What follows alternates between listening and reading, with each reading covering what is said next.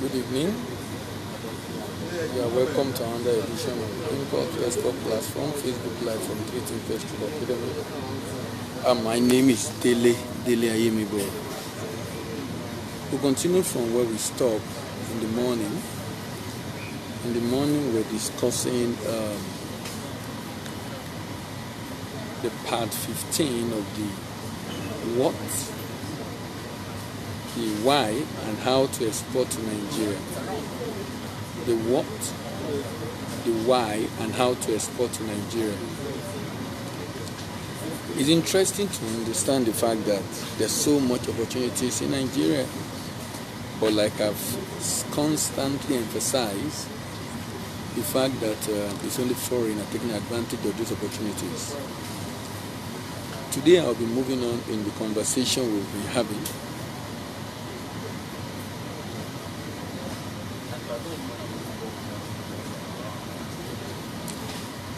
We're moving on to continue the conversation on the item that can be imported from Nigeria. So don't mind me for the people you are seeing moving around. I'm actually at the airport. Sorry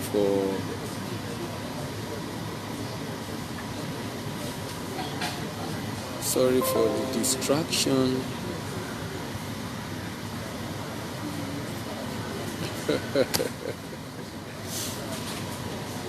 So, textile. Now, Nigeria have some, what do you call it now? Some regulation around textile. So I have a little bit of concern with textile. The reason is, recently, CBN actually spoke to banks about the need for them to stop the importation of textile to Nigeria. They should not fund it.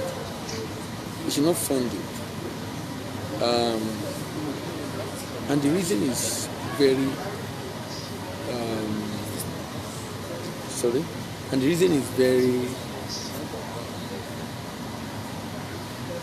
obvious. One of the challenges is that textile has been one of the mainstay of Nigeria in terms of what is creating a lot of jobs for Nigeria in the past. And it's like CBN is bent on ensuring that we return to those days where we have a lot of manufacturers producing textile in Nigeria, and we don't have to do a lot of importation. Currently, we do so much importation, and that's of concern to CBN. So, even though we do some importation of textile, for my record here, sincerely, I would really not recommend anyone to do textile right now, for very obvious reasons. Government is having issue with textile. You don't want to import an item that the government of the day is against.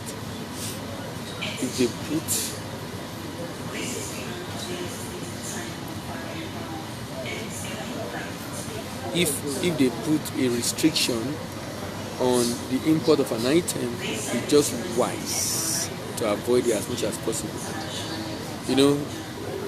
I'm assuming I'm even speaking to individuals who are new. If I'm speaking to individuals who are new in this business, then you have every reason to avoid. Because you don't even know your left from your right. Talk less of you now importing item that purportedly is having issues in Nigeria.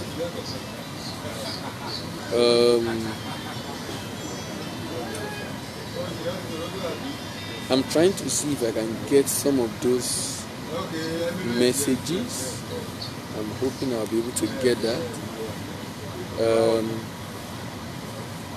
But I know early this year, federal government, CBN, really spoke about that importation of such items.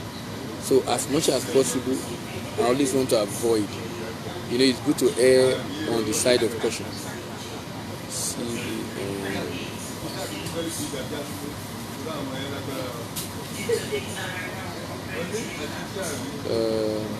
I'm trying to get a legitimate information. Okay, it says CBN imposed forest restriction on textile import and unveil measures to revamp the industry. CBN banned forest sales for textile importers. Forest sales for textile importers.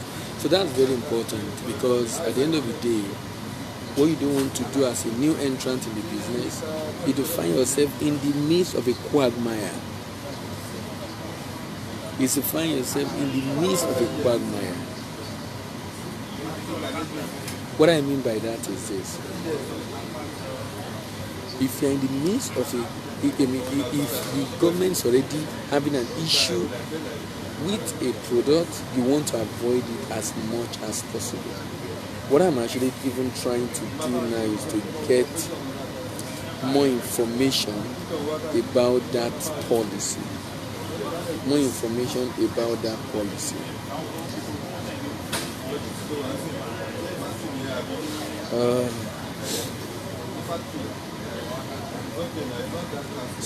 And the reason is because if we do not ban the textile import, we will not be able to revamp the one locally. But the question I'm having is, which degree of textile? Okay, we produce cotton locally, we probably also import cotton yarn to be able to produce textiles. So what I'm not sure of is the kind of textile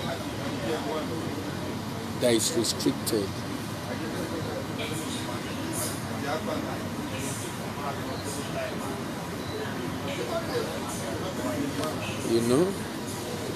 So it's so important. So important. It's so important that we consider the law of the land in doing business. In fact, one of my objectives when I talk to SME about trade businesses, I tell them that avoid doing illegal business. Avoid importing or exporting any item that government have placed a form of restriction on. Be rest assured that government have a reason for that restriction, and there will be punitive measures against those that do them. So to the extent that there are so much items that can be imported into Nigeria, I don't think anybody should consider the importation of textiles. So I wouldn't say anything about textile. I will just move on to the next item so that we can make progress. Because I was trying to really read the news, but my network here is really very unfriendly, so I can't read that news. So I need to move on to other ones. I'm moving on now to passenger and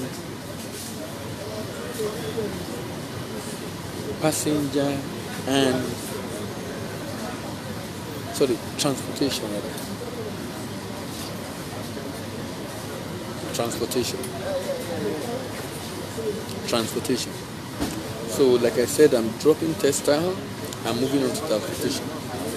After transportation, I have vegetable products, I have weapons, I have wood products. And this weekend I'll be dealing with that, so that by next week Monday we're going to start on the fresh note. And what do I mean by fresh note? By next week Monday we're going to be discussing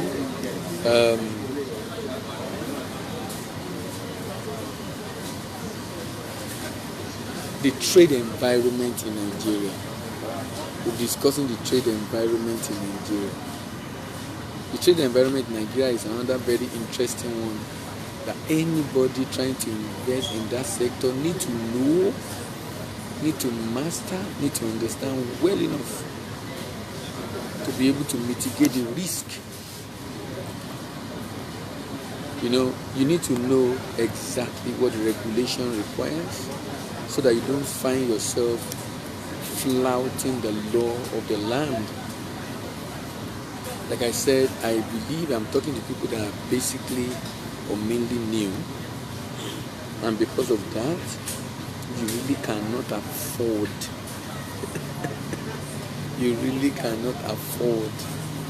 yourself in a business that you are not sure of what will happen tomorrow, or you do a business with your heart in your mouth. I mean, you don't really want to smuggle, because when you import items into Nigeria that are prohibited in Nigeria, you are basically smuggling. And since I assume you are new in this business, you are basically telling me you don't want to go very far. Because if you want to go very far in the business, you will definitely obey the law of the land of the country where you want to ship to. You will definitely obey the law of the land of the country where you want to ship to. Transportation has to do with rail, road, air, sea. So we have 4.24 billion in that sector. 4.24 billion dollars import in that sector.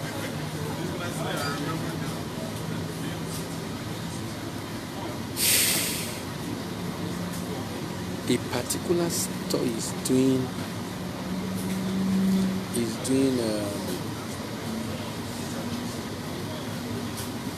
1.8 billion dollars, and that is passenger and cargo ship. Vessel import into Nigeria last year was 1.8 billion dollars. Vessel import into Nigeria last year was 1.8 billion. Of course, this is a big man business, not an SME business. They are going to bring in ship, they are going to bring in cargo. Then you must have eaten and be full. That's why you will be able to afford that. Else, you will not be able to afford it. You want to bring in ship, you want to bring in cargo, then you really are willing to spend some hundreds of millions.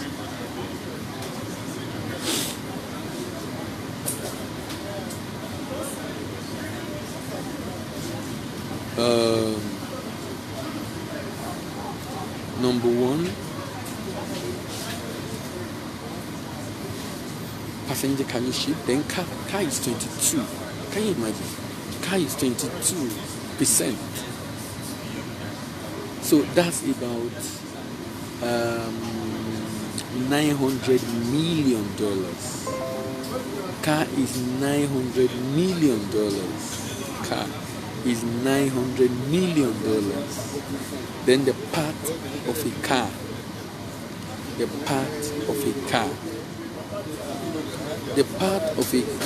is about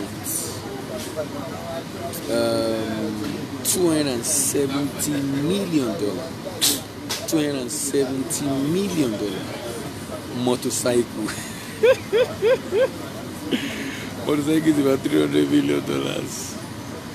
So we import more parts of cars than motorcycle. We import more parts of cars than motorcycle. I'm just looking at tractor now. Someone said the number of SUV in Asokoro, in Abuja, where you have most of the politicians living, is more than the total tractor in Nigeria. And we say we want to grow agriculture. A tractor is 3.4%. 3.4%. That amounts to about $150 million. But car is 900. Car is 900. But tractor, $150 million. Delivery truck, $135 million. $135 million. Buses, about $45 million. Buses, about $45 million. bi-wheel vehicle part. Bi-wheel vehicle part. That's talking about motorcycle, bi-wheel vehicle part. That's 33.3%. That's going around $40 million. $140 million. Planes, helicopter, and spacecraft. Planes, helicopter, and spacecraft part. The part of plane, helicopter, craft is about about $60 million. About $60 million. So let me put it in perspective. Let me put cars in particular. No, we assemble cars in Nigeria. We assemble cars in Nigeria. We assemble cars in Nigeria. And the fact that we assemble cars in Nigeria should make it worrisome that we are spending this humongous amount of money on cars. Okay? To make it worrisome that we are spending this humongous amount of money on cars. Look at cars again. Look at cars again. Cars. If you convert $900 million to naira, that's over 300 billion naira. Over 300 billion naira. Over 300 billion naira. You know, when you see some of these data, you need to be worried. Because the data really reveal the potential that Nigeria have in this sector. And it's unfortunate, in fact, it's most unfortunate that this potential is likely untapped. You know, who are those taking the advantage of the Nigerian market? They are basically the foreigners. They are the ones that understood how to get this product at probably reasonably cheap rate, and not just get the product at a cheap rate. They can also reasonably,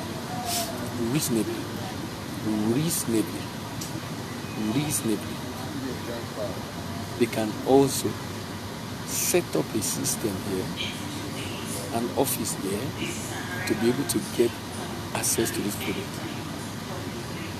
to be able to set up and sell that product. So what I'm basically saying is that we have an obligation. We have an obligation. And the obligation we have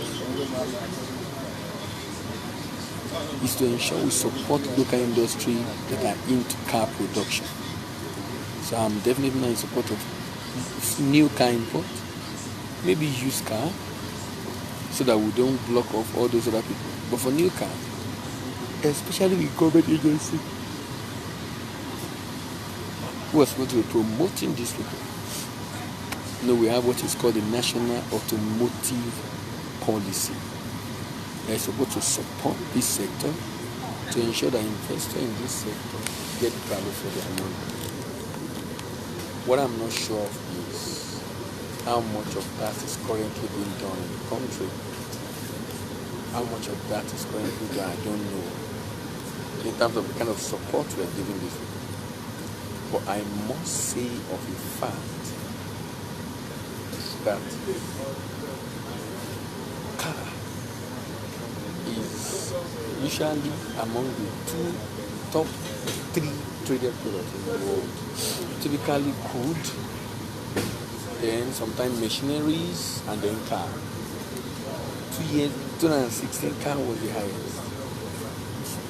17 was machinery, and last year, 17 was crude, and last year was cars. So it's beginning.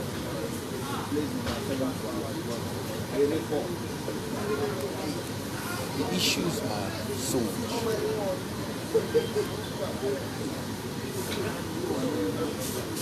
For people bringing in cars to be able to right. There was an issue in Nigeria recently when the governor of not patronizing local manufacturer who's supposed to be his brother. So I think that we should not look for this item, or rather produce them locally, or at least assemble locally. The reason is because we can become a net exporter of those products to West African regions, Central African regions, East and Southern African regions, just like the South Africa thing with Canada.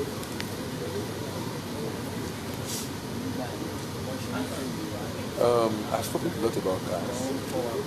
Vehicle power says a lot. Remember what I've been saying, that you can take advantage of the sector. I think vehicle part is important. I have a friend who is an ex banker that told me want to go into vehicle part and I want to bring technology into vehicle part area.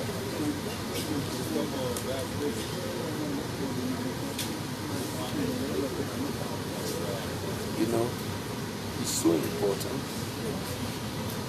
that you consider imports if you can afford export. At least you have market already. It's for you to develop that market and be able to get access to the people who will ultimately be beneficiary of your product. Develop the market to be able to sell to the people who will ultimately be the beneficiary of your product. I'll be rounding off now, like I said, I'm in a place that's not very convenient at the airport. But I'm happy I'm able to do this tonight. And I'm hoping that we'll continue tomorrow. Like I said, I have vegetable products tomorrow. Remember, Saturday and Sunday are only in the evenings. Saturday and Sunday are only in the evenings. So pardon me, Saturday and Sunday is only in the evenings. I'll be able to attend to you. But remember, Tuesday is very much committed to it. Our very hard desire is to ensure that we do trade in Africa, and particularly the most populous country in Africa, Nigeria. Continue to push as much as possible. Continue to push as much as possible. Making the information available. This one approached me today at the program I attended. I was on the panel, and when I since he came and he said, please, we want you to I'm going into export and I want your support. I'm going into export and I want your support in terms of kind of training and the like. And I said, that's easy. Go online, go to my YouTube channel, and go online, go to my YouTube channel and download the 103 videos or listen to 103 sessions I have on starting and managing export business. That is what we want to be able to say also about imports. So that when someone say, oh, I want to learn how to import, I don't know how to do what I can simply go to our website and download or view or watch imports. What Nigeria import after the what, the why, and the how. To either export to Nigeria if you're an outsider, or to import into Nigeria if you're in Nigeria, or whatever the case is. Whatever the case is, to be able to get the best from Nigeria. You cannot be a Nigerian citizen and you're not taking advantage of it, and it's foreigners that are taking advantage of it, and they will do it because